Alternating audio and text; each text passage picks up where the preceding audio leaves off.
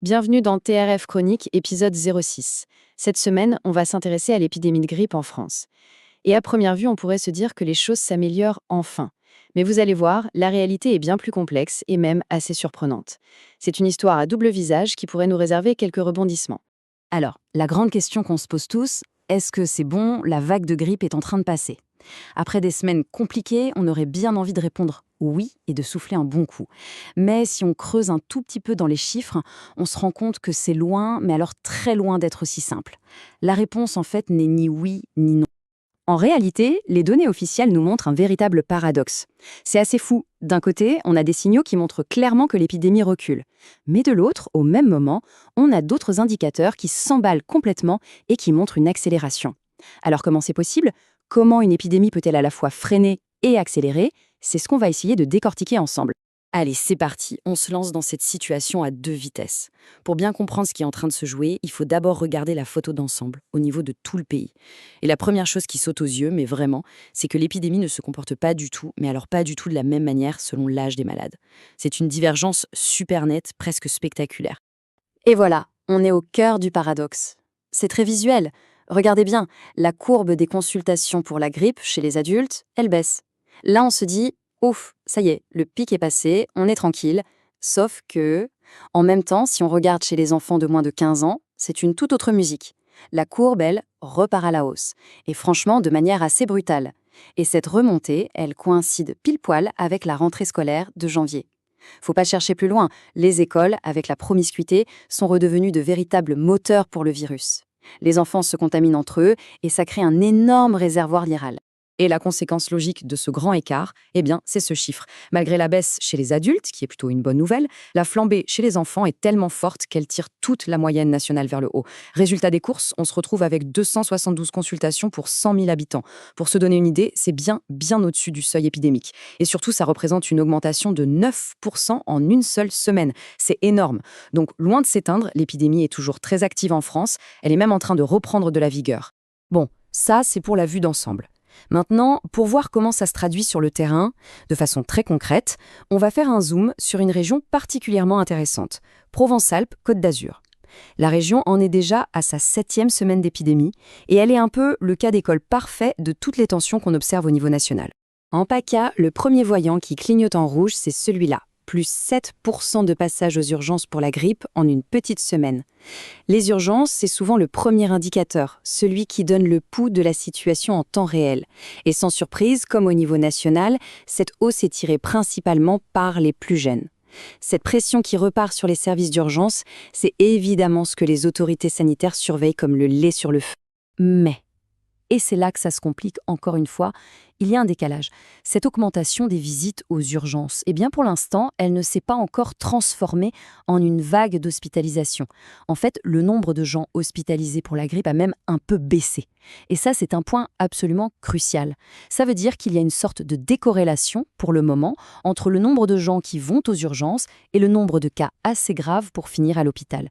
Les hôpitaux de la région sont sous tension, bien sûr, mais ils ne sont pas encore submergés. Et si on pousse l'analyse encore plus loin, au niveau des départements, alors là, on découvre une véritable mosaïque. Même à l'intérieur d'une seule région, ce n'est pas du tout uniforme, c'est même frappant. Prenez les Bouches-du-Rhône, avec Marseille, ça grimpe en flash. Juste à côté, dans le Vaucluse, ça diminue. Et encore à côté, dans les Alpes-Maritimes, c'est stable. Chaque territoire vit vraiment l'épidémie à son propre rythme. Ça dépend sûrement de la densité de population, des transports, de plein de choses. Jusqu'ici, on a beaucoup parlé de chiffres, de pourcentages, de courbes, mais il faut bien se rappeler que derrière toutes ces statistiques, il y a des gens qui sont malades. Et surtout, l'impact de la grippe, il est radicalement différent selon l'âge. Il est temps de changer un peu de perspective et de parler du coût humain de cette épidémie. Voilà, cette phrase, elle résume absolument tout. C'est le point central de toute cette histoire. Oui, les enfants tombent malades en masse, ils sont les super propagateurs du virus en ce moment, ils remplissent les salles d'attente des médecins, mais, et c'est une chance immense, ils développent très rarement des formes graves de la maladie. La vraie bataille, le vrai drame de la grippe, il se joue sur un autre terrain et il concerne une toute autre population. Ce chiffre-là, il est sans appel, il fait froid dans le dos. L'âge médian des personnes qui sont admises en soins intensifs pour une grippe grave en PAK, c'est 67 ans. Et attention, quand on dit médian, ça veut dire que la moitié des patients qui sont dans un état critique sont encore plus âgés que ça. Ce sont donc bien nos aînés qui payent le plus lourd tribut. C'est eux qu'on retrouve en réanimation, sous assistance respiratoire à lutter pour leur vie. La circulation intense du virus chez les plus jeunes a des conséquences absolument dramatiques sur les plus âgés. Et quand on regarde les données sur la mortalité, c'est encore plus clair. Au niveau national, on retrouve la mention grippe dans environ 6,5% des certificats de décès. Ça peut sembler peu, mais pour les épidémiologistes, c'est un niveau jugé élevé. Et cette surmortalité, elle frappe de manière complètement disproportionnée les plus de 85 ans. Il faut bien comprendre que pour ces personnes très âgées, qui ont souvent déjà des problèmes de cœur, de poumons ou du diabète, la grippe, ce n'est pas juste une mauvaise semaine à passer. Elle agit comme un détonateur, un accélérateur qui fait tout basculer. C'est souvent le coup de grâce. Bon, après ce passage nécessaire sur la gravité de la maladie, revenons à la vue d'ensemble. Essayons de voir ce qui nous attend dans les prochaines semaines, avec cette situation si complexe que nous disent les modèles de prévision. Est-ce qu'on peut être optimiste ? Alors voilà ce que disent les prévisions officielles. Le scénario le plus probable, c'est que l'épidémie baisse progressivement au cours du mois à venir. Mais, et c'est un mais qui a toute son importance, les experts eux-mêmes insistent sur le fait que le niveau d'incertitude est très élevé. Pour le dire simplement, on pense que ça va aller mieux, mais honnêtement, rien n'est moins sûr.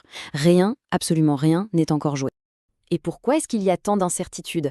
Eh bien justement, à cause de ce qu'on a vu au début. Toute cette dynamique chez les enfants, ça agit un peu comme une bombe à retardement. C'est le grand point d'interrogation. Il est tout à fait possible, et même assez probable, que cette circulation massive du virus chez les plus jeunes finisse par se transmettre aux adultes, les parents, les grands-parents, avec 1 ou 2 semaines de décalage, et ça pourrait provoquer une deuxième vague, ou en tout cas un rebond important des cas chez les adultes, et donc un rebond des hospitalisations.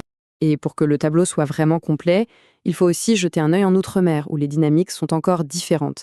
Là aussi, c'est très hétérogène. Aux Antilles et en Guyane, on est encore en pleine épidémie. À l'inverse, Mayotte en est sortie et la Réunion est revenue à un niveau très bas. Ça montre bien qu'un même virus peut avoir des trajectoires complètement différentes selon les endroits. On termine donc avec cette question qui est finalement la clé de toute cette histoire.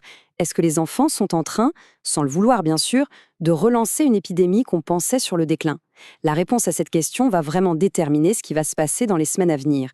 Et ça nous rappelle une leçon essentielle face aux épidémies. On est tous interconnectés.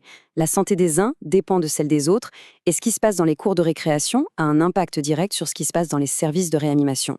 La partie n'est jamais vraiment terminée tant qu'elle ne l'est pas pour tout le monde. Bienvenue dans TRF Chronique, épisode